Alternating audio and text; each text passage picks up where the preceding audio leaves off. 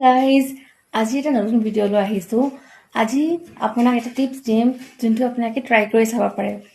কাৰোবাৰ বহুতৰ sleeping problem থাকে, চামেলি তেল পায় নহয়, চামেলি তেল হোৱাৰ 5 মিনিটৰ আগত 4টা লং ল'ব, চামেলি তেল দিব, চামেলি তেলত লংটো জ্বলাই দিব, জ্বলাই পেলাই তাৰপৰা শুব। চাব যিমান টোপনিৰ সমস্যা থাকে চব প্ৰব্লেম দূৰ হৈ যাব। কিছুমান মানুহ এনেকুৱা আছে, এইটো মানি ৰিলেটেড টিপছ হয়। মানে এটা ৰেমেডিজটো মই এনেই দি আছোঁ, মানি ৰিলেটেড টিপছৰ এটা দিছোঁ যে এই টিপছটো আপোনালোকে ইউজ কৰি চাব পাৰে। চবৰে ঘৰতে জাইফল থাকে, ৰাইট?